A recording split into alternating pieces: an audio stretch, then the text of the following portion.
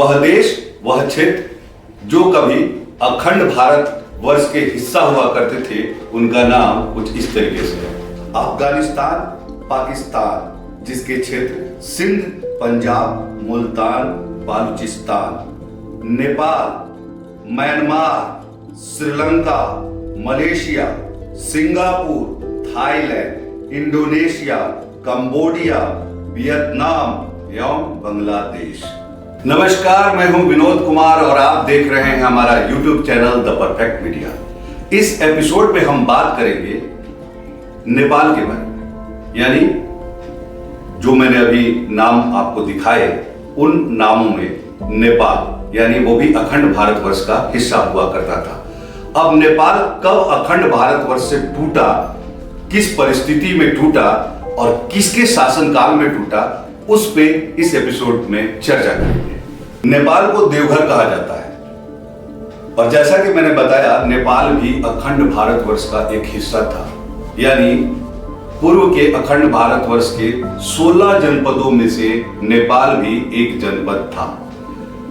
श्री राम भगवान की पत्नी माता सीता का जन्म स्थल भी जनकपुर नेपाल में ही है, यानी मिथिला नरेश, मिथिलांचल आज नेपाल में ही स्थित है। वहां पर मां सीता का एक बहुत ही भव्य और विशाल मंदिर भी है। भगवान बुद्ध का जन्मस्थल भी नेपाल के लुम्बिनी में ही है। 1500 ईसा पूर्व यहाँ पर हिंदुओं का शासन यानी आर्यों का शासन था और 250 ईसा पूर्व मौर्य काल का यहाँ पर शासन रहा। 4वीं शताब्दी में नेपाल गुप्त वंश का जनपद बना और 7वीं शताब्दी में तिब्बत का नेपाल के ऊपर आधिपत्य था। और जैसा कि आप सबों को मालूम है, तिब्बत वर्तमान भारत का ही हिस्सा है।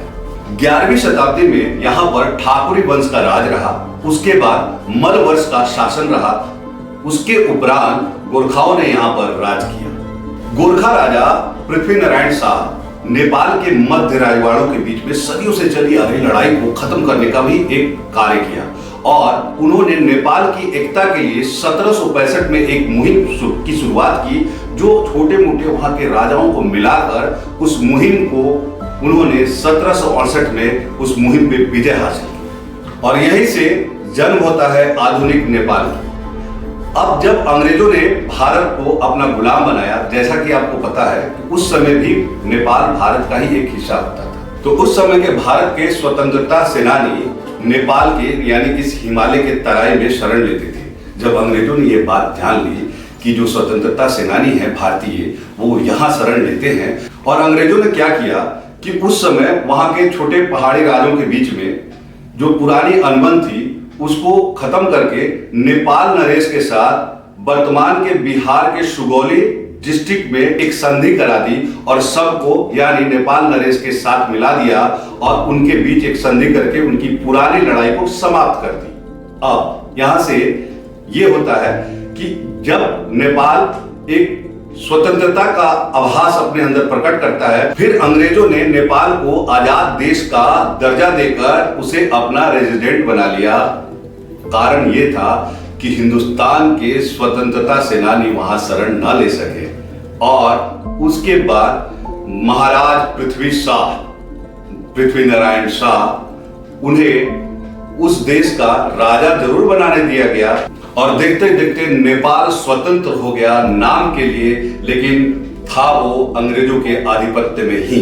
वहां के राजा पृथ्वीनारायण शाह कुछ भी नहीं कर सकते थे। उन्हें कुछ भी फैसला लेने के लिए अंग्रेजों से उन्हें पूछनी पड़ती थी, अनुमति लेनी पड़ती थी, यानी स्वतंत्र होने के बावजूद भी नेपाल स्वतंत्र नहीं था।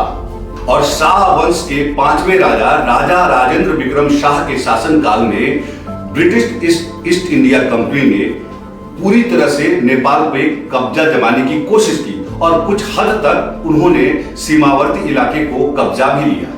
फिर तो गोरखाओं ने 1815 में एक लड़ाई छेड़ दी, जिसका अंत सुगौली संधि के साथ हुआ। हालांकि 1857 की क्रांति में नेपाल ने अंग्रेजों का साथ दिया था, इस कारण उसके स्वतंत्रता पे कभी आंच नहीं आई। 1923 में ब्रिटेन और नेपाल के बीच एक संधि हुई, जिसमें नेपाल की स्वतंत्रता को स्वीकार कर लिया गया और 1940 में नेपाल में भी लोकतंत्र को बहाल करने के लिए एक आंदोलन की शुरुआत हो गई। 1991 में पहली बार नेपाल के अंदर बहुदलीय सदन का गठन हुआ और राजतंत्र के अंत का शुरुआत हुआ। और यहां बताते चले, नेपाल दुनिया का एकमात्र हिंदू देश था, परंतु वर्तमान वामपंथी वर्चस्व के कारण नेपाल अब एक धर्मनिरपेक्ष देश है। तो यह है नेपाल की उत्पत्ति की कहानी और भारतवर्ष से यानी अखंड भारतवर्ष से नेपाल के टूट जाने की भी कहानी। अगर आपको यह वीडियो अच्छा लगा हो तो लाइक, शेयर और सब्सक्राइब करें और कमेंट बॉक्स के अंदर जाकर अच्छे अच्छे कमेंट लिखें और हमारे उत्साह को दुगुना करें। तो नमस्कार, धन्यवाद, जय हिंद, जय भारत। हम अगले एपिसोड में जल्द हाजिर होंगे।